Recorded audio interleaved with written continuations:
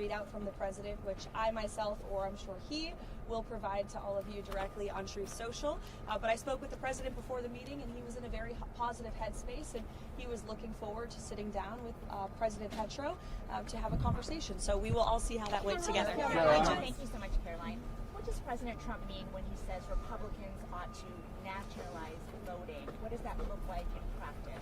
What the president was referring to is the SAVE Act, which is a huge common sense piece of legislation that Republicans have supported, that President Trump is committed to signing into law during his term. And he spoke with the speaker directly about that yesterday, about the need to get that bill on the floor for a vote, because it provides very common sense measures for voting in our country, such as voter ID. I don't think any rational person who's being honest with themselves would disagree with the idea of requiring citizens of this country to present an ID before casting a ballot in a federal election, or frankly in any election. And that's something the president wants to see happen. So that's what he was referring to. But to be clear, he does believe the state should oversee. The president believes in the United States Constitution. However, he believes there has obviously been a lot of fraud and irregularities that have taken place in American elections. And again, voter ID is a highly popular and common sense policy that the president wants to pursue, and he wants to pass legislation to make that happen for all states across the country. Just to follow up on that, he said specifically that they should take over elections in 15 states. Can you tell us what he meant by that, what 15 states he's referring to in terms of Republicans taking over elections? Again, what I was just telling you is that with the passage of the SAVE Act, voter ID will be implemented across all 50 states. The president was referring to specific states in which we have seen a high degree of fraud. If you look at states like California, or if you look at New York City, for example, non-citizens are allowed to vote in elections in places like California and New York City. That just creates a system, an electoral system, that is absolutely ripe with fraud. And you cannot deny the fact that, unfortunately, there are millions of people who have questions about that, as does the president. He wants to make it right, and the SAVE Act is a solution to doing it. Daniel, good to see you. The January ISM manufacturing PMI hit a score of north of 52. It's the best score since August of 2022. What should that tell Americans about manufacturing activity possibly surging under the Trump administration? Well, the president's tariffs are working, and his economic agenda is working. When you combine tariffs and reshoring American manufacturing and investments in this country, which the president has played a huge role in directly recruiting those investments from countries and companies all over the world to the United States, you're creating jobs. We've seen construction jobs have surged in the past few months. That's because those factories are being built right here in the United States, and we're putting Americans to work. So our manufacturing sector is obviously something the president cares a lot about. That's why he's so determined and dedicated to his tariff policy, which, as you all saw yesterday, the president struck another great trade deal with India. He spoke with Prime Minister Modi directly. They share a very good relationship. India committed to not only no longer purchasing Russian oil, but buying oil from the United States, also perhaps from Venezuela too, which we know will now have a direct benefit on the United States and the American people. And in addition to that, Prime Minister Modi committed to $500 billion of investments into the United States, including for transportation, for energy, and for agricultural products as well. So this is another great trade deal thanks to President Trump. Why was Tulsi Gabbard involved in a domestic law enforcement search in Georgia? Tulsi Gabbard has been tapped by the President of the United States to oversee the sanctity and the security of our American elections. She's working directly alongside the FBI Director, Kash Patel. This is a coordinated whole-of-government effort to ensure that our elections, again, are fair and transparent moving forward. I don't see anything wrong with the President tasking a cabinet member to pursue an issue that most people want to see solved. Maybe you don't, but I know many Americans do want to make sure our elections are protected, and that's what Tulsi Gabbard is focused on doing. Is there something specific that the president has concerns about that led him to ask the Director of National Intelligence to go down to Fulton County? I just explained the president's concerns with voting in this country, and it's something that he wants to see solved for future elections, and I think that's something all Americans can get behind. President has called President Petro a drug dealer, thug, lunatic, and President Petro has called the American army to not pay attention to President Trump. Do you think President Trump had a hope that this relationship could be fixed? I think the president invited President Petro and accepted that offer for him to meet President Petro, and the president spoke a few weeks ago. As you know, President Petro said he'd love to come to Washington. President Trump said, sure, come. So I think that speaks for itself, and again, I'm sure the president will provide a readout of that meeting.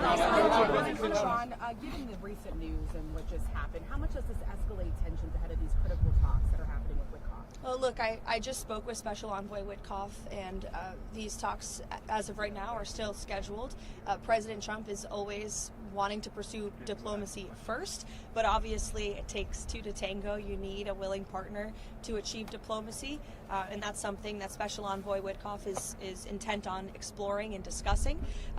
As always, though, of course, the president has a range of options on the table with respect to Iran.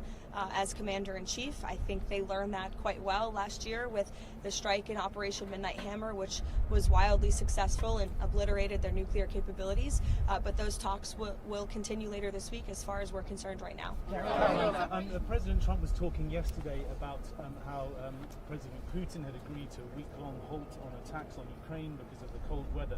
But today we've seen that Russia has launched some of the heaviest attacks this month. What's your reaction to that? Yeah, I spoke with the president about it this morning, and his reaction was unfortunately unsurprised.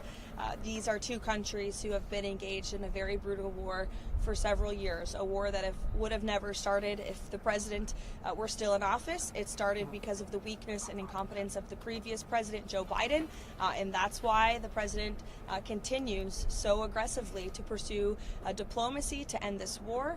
That's why Special Envoy Witkoff and Jared Kushner will be in Abu Dhabi tomorrow for another round of trilateral talks. I would note the trilateral talks that took place last week or the week prior are historic by nature. Never before have three of our countries really been able to sit down at the negotiating table to move the ball forward towards peace. So Special Envoy Witkoff and Jared Kushner and President Trump made the impossible possible with respect to peace in the Middle East, and I know they're looking to do the same with respect to the Russia-Ukraine war as well.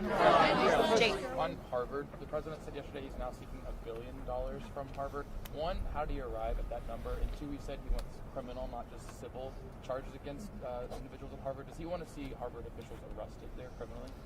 Look, I will let the president and also the Justice Department and those who will be pursuing that against Harvard speak on the specifics of that matter. But I know that the president wants to see a deal struck with Harvard that is appropriate and that ensures they are held responsible for the criminal behavior, the illegal behavior, the harassment and the targeting of Jewish American students on their campus that took place over the course of the last year, several years. This is something the administration has been working on over the course of the last year, and the president himself has been directly involved, as evidenced by that True Social statement as well.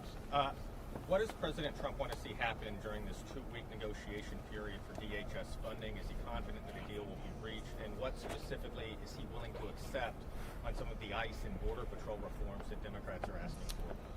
Well, look, President Trump will be the ultimate decider of any policy changes on anything, especially with respect to immigration enforcement.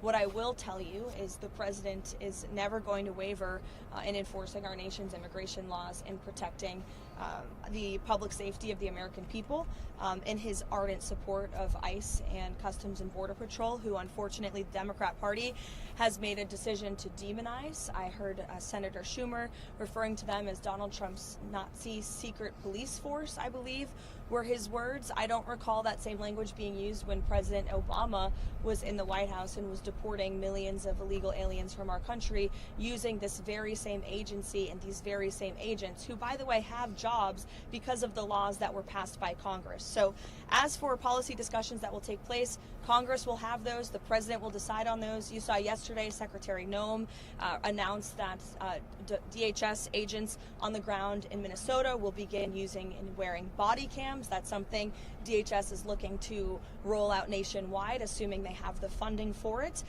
So that could be part of the discussion. I know Tom Homan has been on the ground in Minnesota. He's there again today for direct dialogue with state and local officials to move these conversations forward as well. And I think you'll be hearing more from Mr. Homan tomorrow on some of the progress that has been made. So look, we're willing obviously to have this dialogue and to talk and to listen, but we are not going to concede in enforcing our nation's immigration laws and delivering on the mandate the president was given by nearly 80 million Americans to deport illegal alien criminals from our country. Venezuela, any preparations for a visit from Secy Rodriguez from Venezuela, and your statements on the political prisoners situation in Venezuela?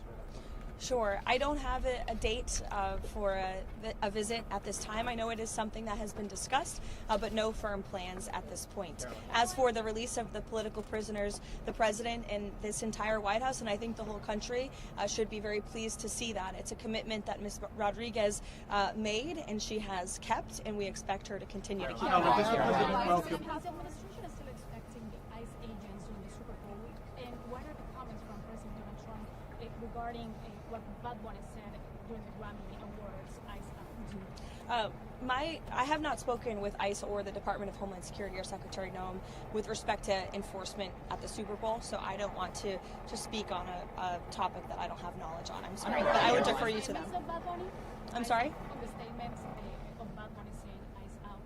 Yeah, I mean, look, I think it's very ironic and frankly sad to see celebrities who live in gated communities with private security, with millions of dollars to spend protecting themselves, trying to just demonize, law enforcement, public servants who work for the United States government to enforce our nation's laws.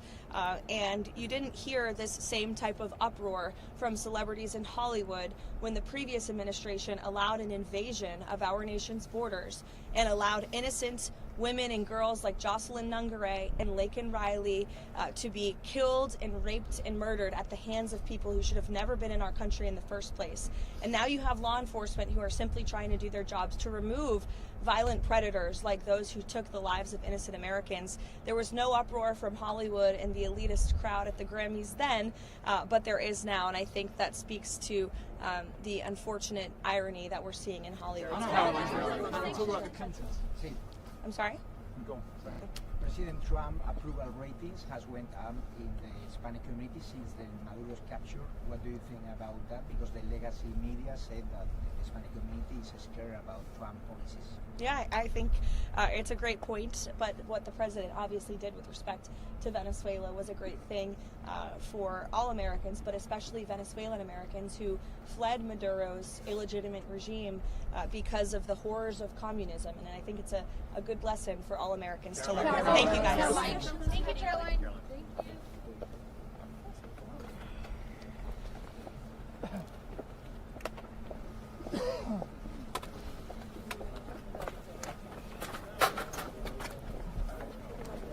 you. Give me a couple minutes. I'll get you an earpiece. That sounds good. Why don't we meet back in 5 minutes? I'm sure you're that.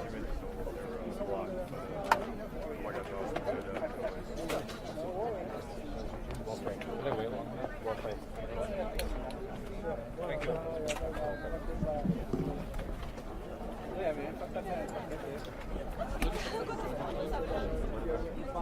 you.